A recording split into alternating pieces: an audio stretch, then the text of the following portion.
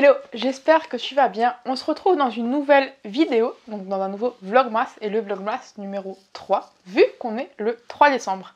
Avant de commencer, j'avais juste envie de te montrer mon petit plaid que je trouve beaucoup trop mignon. Il est super doux, super chaud, super confortable, voilà. C'était la petite découverte que j'avais juste envie de partager avec toi. Il vient du site plaidnoël.com, c'est tout.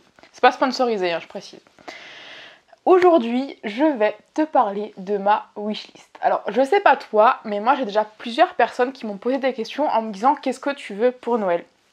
Je sais que chez certains ça se fait pas du tout de demander ce qu'on veut pour Noël et chez d'autres ça se fait un peu plus. Moi dans ma famille ça se fait pas forcément, mais dans la famille par exemple de mon chéri, tous les ans ils se demandent un petit peu qu'est-ce que tu veux pour Noël pour être sûr en fait d'avoir un cadeau utile ou qui fait plaisir ou quelque chose dont on a besoin. Et donc ma belle maman m'a demandé il y a quelques jours qu'est-ce que je voulais pour Noël. Et j'avoue qu'au moment où elle m'a posé la question, ça a été le trou noir, pas d'idée. Donc je me suis dit peut-être que je suis juste pas la seule dans ce cas-là, donc je vais vous partager ma wishlist. Peut-être que ça pourra vous donner des idées pour vous-même ou peut-être pour offrir. Donc je suis allée sur Pinterest, prendre mon petit ordinateur pour avoir toutes les idées que je me suis notées.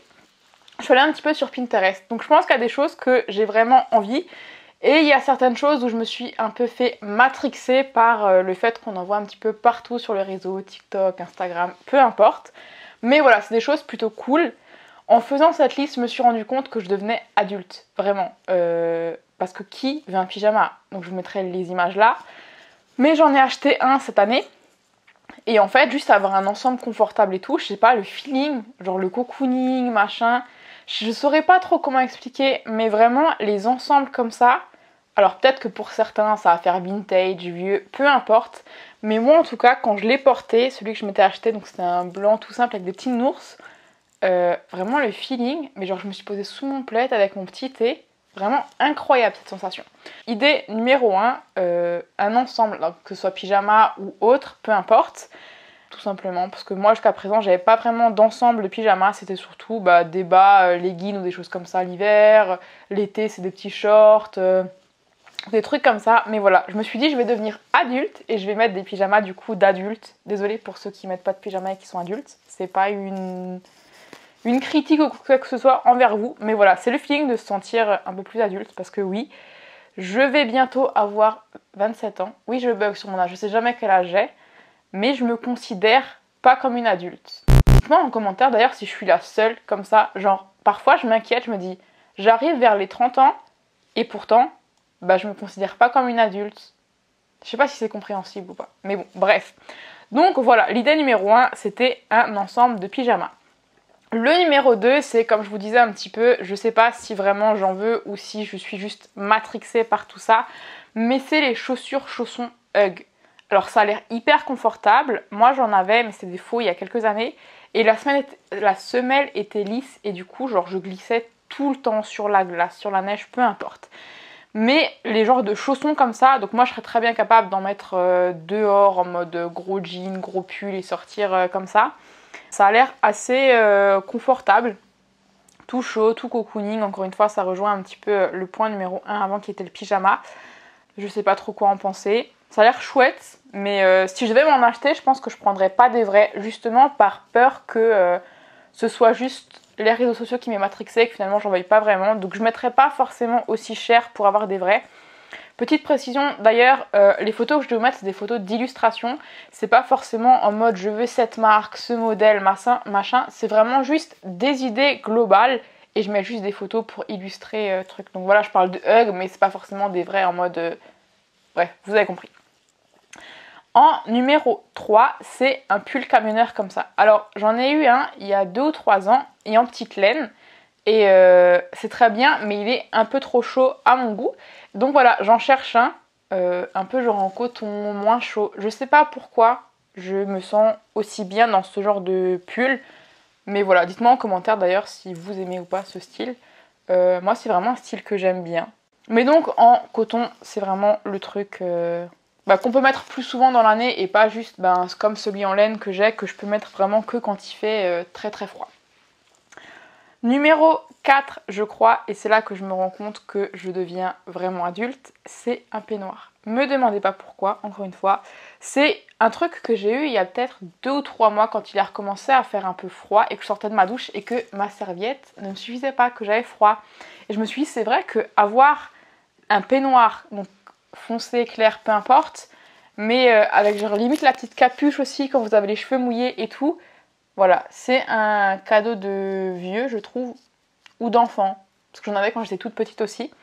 Mais voilà, le fait de sortir, pouvoir s'enrouler, avoir bien chaud, je trouve ça plutôt cool. Peut-être une idée, des affaires de bain, que ce soit serviettes. Je sais que l'année dernière, ou il y a 2 ans, ma belle-maman nous avait offert un set de serviettes. Et c'était plutôt cool aussi parce que c'est vrai que c'est le genre de choses qu'on change pas forcément très régulièrement. Donc avoir des sets comme ça avec la grande serviette pour le corps, la petite serviette pour les cheveux, le gant de toilette, ça peut être aussi une idée de cadeau plutôt sympa. Point suivant, parce que je sais plus à combien on est, mais un ensemble, donc ça rejoint en fait, j'ai 2 points. Un, c'est les loungewear, vraiment le type de tenue hyper confortable, machin, mais qui passe pas vraiment pyjama non plus, donc que je puisse le mettre pour aller sortir le chien. Parce que du coup, il y a des jours où j'ai pas envie de m'habiller, de mettre un jean ou de m'habiller franchement classe. Mais je vais pas rester en pyjama non plus toute la journée étant donné que j'habite en appartement et qu'il faut que je sorte mon petit monstre. Donc voilà, une tenue comme ça en mode hyper confortable, cocooning, mais qu'on puisse aussi mettre dehors. Et un ensemble jogging, ça fait plus d'1 an que j'en cherche un. J'en cherche un dans des tons foncés, vraiment pour que de temps en temps, quand j'ai vraiment trop la flemme, bah pareil, je mets ça en mode confortable. C'est aussi un peu un ensemble que je mettrais genre dans les périodes du mois où on a nos problèmes féminins. Voilà, en mode confortable, vraiment être à l'aise, au chaud. Ça peut être une idée, encore une fois, pour vous ou pour quelqu'un, un ensemble jogging, loungewear, un truc confortable, voilà, en fonction des goûts de chacun. Ensuite, ça fait quelques mois aussi que je cherche une genre de banane comme ça, mais pas les bananes en plastique des années 80 qu'on critiquait. Vraiment genre une qui puisse faire classe, un peu en mode velours, ou une autre matière qui puisse faire un peu plus chic, que je puisse mettre justement avec un jean, un débardeur, peu importe. Mais on va pas se mentir, parfois prendre un gros sac à main c'est relou, un sac à dos ça peut être relou aussi. Donc c'est vrai qu'avoir juste le téléphone, un peu d'argent ou les trucs les plus importants, bah je trouve ça plutôt cool. Ensuite, point suivant, des affaires de sport. Si tu le sais peut-être, si tu me suis depuis un moment, ou peut-être pas, parce que peut-être que tu tombes simplement sur cette vidéo par hasard, je fais du crossfit depuis 3 ans maintenant. Et on n'a jamais assez de tenues. Moi en plus je vais 5 à 6 fois par semaine à l'entraînement. Donc c'est vrai que des petites tenues sympas assorties, le short avec les chaussettes ou avec la brassière, c'est toujours cool. Parce que moi je trouve ça plutôt motivant quand on a des affaires de sport qui nous plaisent, dans lesquelles on se sent bien. Surtout que moi je vais m'entraîner à midi, donc en général je m'habille le matin, dès que je m'habille je me mets en tenue de sport. Et donc c'est plutôt cool d'avoir des tenues qui nous inspirent, qui nous font du bien. Je trouve que c'est plus motivant aussi à aller s'entraîner que peut-être des tenues où on se lasse de les mettre et tout. Bref, en tout cas, ça peut être encore une fois une idée si vous avez un de vos proches ou vous-même qui faites du sport, que ce soit yoga, tir à l'arc, enfin, ne me demandez pas pourquoi. Mais peu importe, ça peut aussi être une idée que ce soit du matériel, des tenues ou des choses comme ça, parce que le sport ça coûte assez cher en général. Donc ça peut être aussi un petit moyen de supporter sa passion, son hobby, voilà, peu importe. Point suivant, c'est les bougies. Alors je sais que moi je suis une fan inconditionnelle et que je ne suis pas la seule dans ce cas-là, parce que souvent je reçois des petits messages en me disant oh c'est quel rêve, c'est quelle senteur, machin. Mais tout ce qui est bougies et huiles essentielles, déjà ça peut être un très bel objet de décoration, parce que moi je sais que je les allume pas forcément tout le temps, mais juste il y en a qui sont trop belles et du coup qui font une petite déco dans mon salon. Et là encore plus donc moi j'en allume toute l'année, mais encore plus en automne-hiver. Allumer la petite bougie le matin quand il fait encore un peu nuit, vraiment l'ambiance elle est incroyable. Et toujours avec cette petite odeur, là en plus en hiver, les odeurs de cannelle, de cèdre, enfin pour moi c'est juste incroyable et ça met une vibe incroyable. Dans l'appartement, encore une fois, moi et mon chéri on bosse de chez nous. Donc on essaye aussi de créer un environnement propice au travail, on va dire, il y a la détente le soir, voilà, peu importe. Donc c'est encore une idée. Point suivant, des baskets. Voilà, encore une fois, je fais pas mal de sport, je marche pas mal avec mon petit fauve.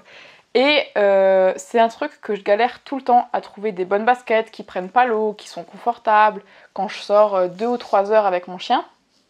Ça peut être une idée aussi, c'est un objet aussi qui peut apporter une vibe à la tenue. Encore une fois, pas forcément cette marque-là, mais des chaussures confortables.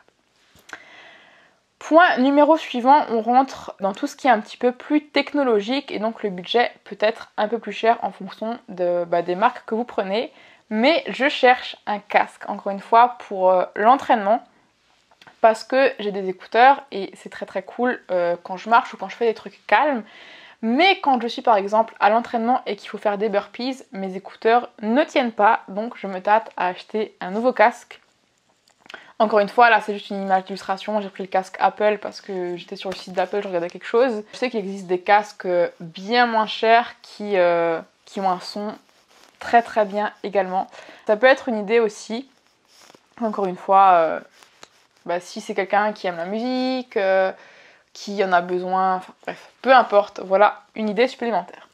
Ensuite, une montre connectée, encore une fois, j'ai pris la marque Apple, mais je vais pas forcément racheter une marque Apple. J'en avais une, elle était très très bien, moi je l'avais achetée d'occasion à l'époque parce que j'avais pas beaucoup de budget et elle m'a quand même servi pendant plus de 4 ans, je la mettais tout le temps et elle était super, donc là elle a un petit peu rendu l'âme, donc c'est une idée aussi.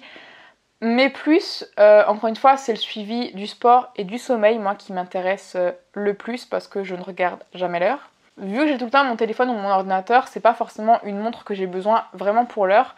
Mais c'est vrai que l'ancienne Apple Watch que j'avais, il y avait un petit rappel toutes les heures qui me disait Eh oh, ça fait 1 heure que t'es assise, il est temps de te lever. Et ça, je trouvais ça plutôt cool en fait, parce que c'est vrai que je travaille de chez moi, je travaille sur mon écran, ce qui fait que la journée est vite passée et je me rends compte le soir quand j'ai mal au dos que je ne me suis pas levée de la journée ou juste pour aller à mon entraînement.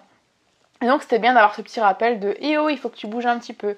Et pour le sport aussi, ça me permettait de voir à peu près le nombre de pas, de voir les calories. Je sais que c'est pas forcément juste sur ce genre d'objet qu'on peut pas calculer les calories vraiment, mais ça me donnait toujours une idée de se dire voilà, ce jour-là, j'ai vraiment rien fait, il faut pas que ça dure toute la semaine. Parce qu'il y a des semaines parfois où trop de boulot, je vais pas m'entraîner, je fais des balades plus petites avec le chien et du coup je suis sédentaire quasiment toute la journée et je le ressens vraiment sur mon énergie. Au-delà des perfs et de l'aspect physique que je recherche à travers le sport, il y a aussi le côté santé en fait où je me dis là cette semaine vraiment j'ai pas assez bougé, la semaine prochaine il faut que je bouge un petit peu plus. On continue du coup dans la technologie, je me tâte aussi à acheter une Kindle. J'essaye de lire de plus en plus. Moi je suis une personne qui au collège quand je devais faire des rédactions sur des livres, je demandais à ma soeur de lire le livre et de me faire la rédaction ou de me faire un résumé, ou alors je cherchais les films pour pas avoir besoin de lire parce que vraiment c'est un truc que je détestais quand j'étais petite vraiment. Mais je pense que ça venait des livres qu'on m'obligeait à lire en fait parce que j'étais pas du tout dans le style de ce qu'on nous fait lire au collège ou au lycée. Mais là de plus en plus ça fait peut-être 3 ans vraiment que je prends plaisir à lire, réellement. J'ai repris la lecture doucement avec des livres de dev perso, mais un petit peu en roman dev perso, donc c'est pas des trucs trop perchés ou trop compliqués à comprendre. Et donc l'année dernière, non, il y a 2 ans, je m'étais fixée du coup de lire 10 livres par an. Donc je sais que pour certains ça paraît très petit et que certains lisent peut-être ça en un mois.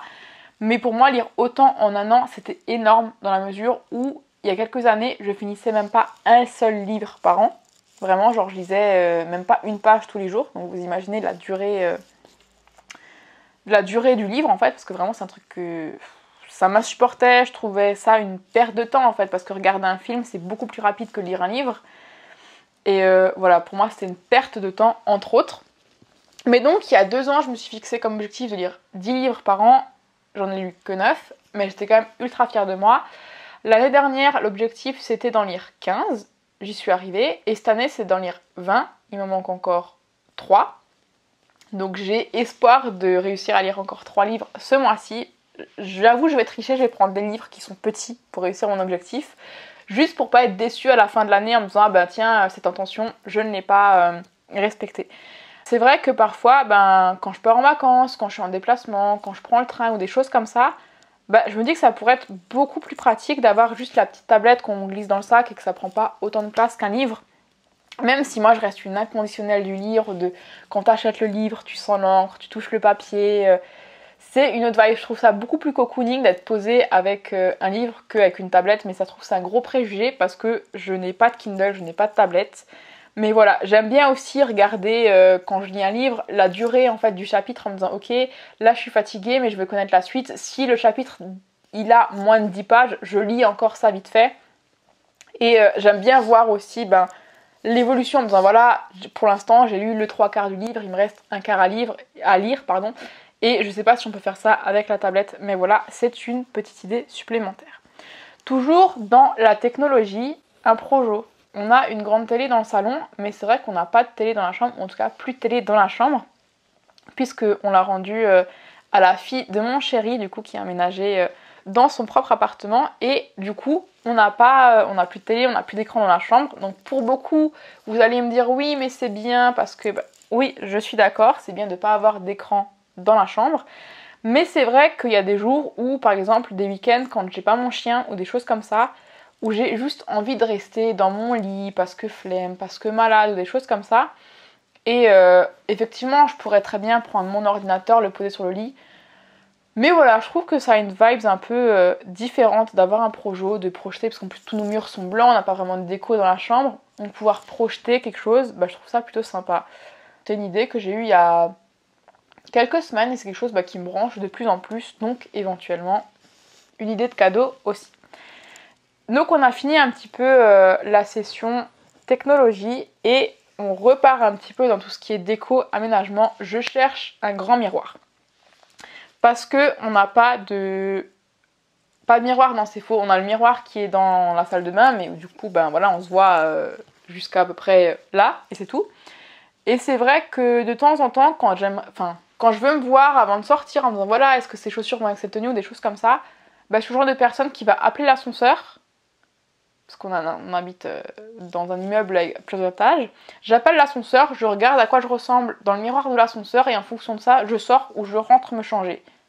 Ouais, c'est compliqué. Mais donc voilà, je cherche un grand miroir parce que je trouve ça beaucoup plus simple quand on veut se voir dans l'ensemble. Ou je fais pas mal aussi de ventes sur Vinted, donc pour prendre les photos, ça serait aussi beaucoup plus pratique. Je trouve qu'il y a un beau miroir comme ça, ça habille aussi une pièce, donc ça peut être sympa aussi. J'ai fait un petit peu le tour de ma wishlist, j'espère que ça aura pu vous donner des idées, peut-être vous inspirer, que ce soit encore une fois pour vous-même, ou des idées de cadeaux.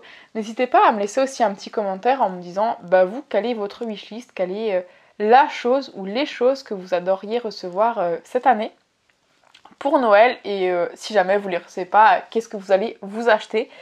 Voilà, j'ai hâte de lire tous vos commentaires et on se retrouve demain dans une prochaine vidéo. Ciao ciao!